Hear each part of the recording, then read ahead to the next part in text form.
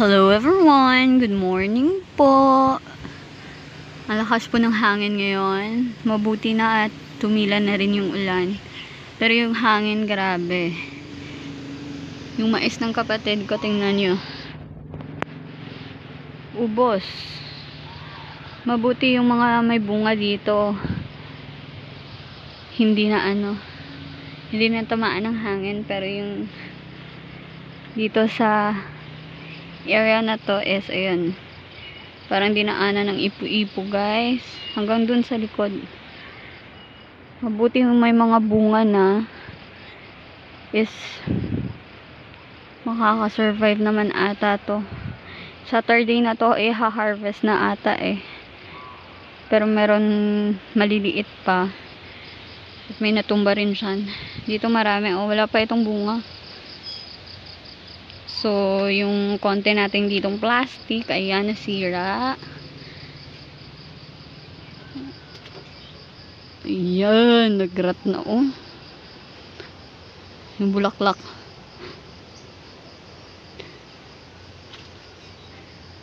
Ayan. Nagrat na.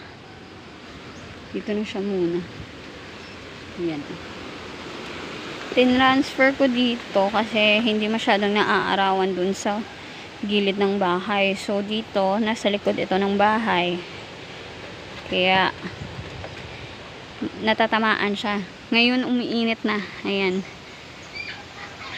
May init na tayo pero feeling ko hanggang mamaya pa to. Kulungan ito guys ng pato ng tiyuhin ko, pero since wala na dito yung tito ko, oh my god, may friend tayo. Ayan. Ay, sorry. Kita nyo ba? Ayan, may friend tayo. Pagkalumundag. Ayan, may friend. Nakasilong sa stinky natin. Ayan, maraming naputol sa hangin ata ito. So, lahat ng natira is eto na lang. Ayan na lang sila.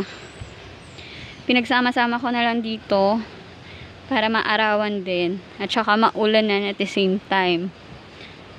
So dito is may yero. Ayan. Pwede pang lagyan ng pato doon sa kabila. Hindi ko na giniba para may patungan tayo. Ayan. Ito yung nakasurvive sa ilang buwan na hindi natin inaalagaan. Ayan, naku. Hala, natuhog, Ikip ko na lang muna. Dito yung mga seedlings ko. Ayan, dyan. Ayan. Yan na lang natira sa mga natin, candies. Ayan. Yan yung mga seedlings natin ng Gymno at saka Astro.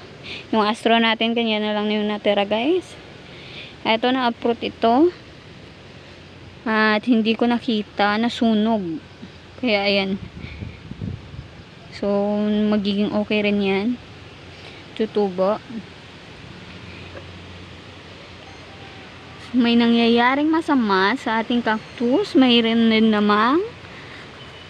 din namang maganda guys. Ayan. Lumaki na siya. At may baby na. Yung baby, may anak pa. Instant apo siya. So, ito, in-uproot ko.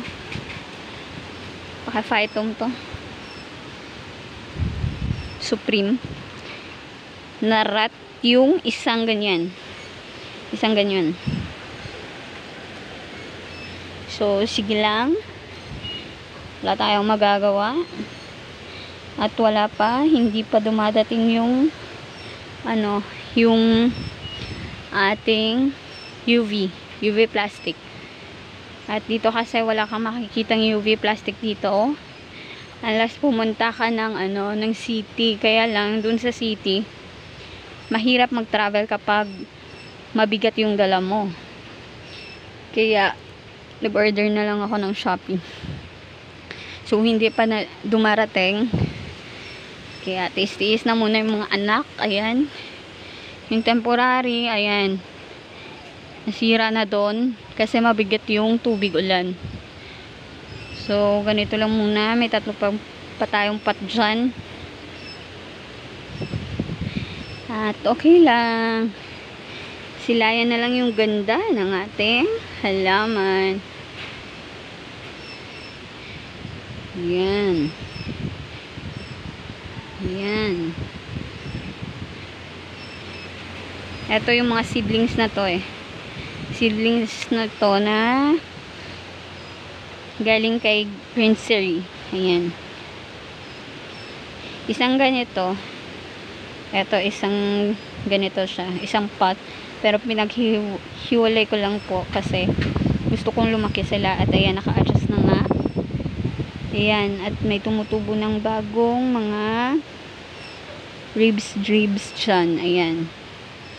Ito yung ating Tilax. At saka Purple Nebula. Premium yan, guys. Naku! Ayan na naman. Dumilim na ulit, guys. Nako. Grabe yung hangin. Ayan, oh. Ayan. Grabe yung hangin ngayon. Dumilim na ulit. So, eto sila. At dito, sa ating update ko lang, is eto. Eto lang talaga yung purpose ko na pumunta ako rito sa likod. Kasi ayan na, guys.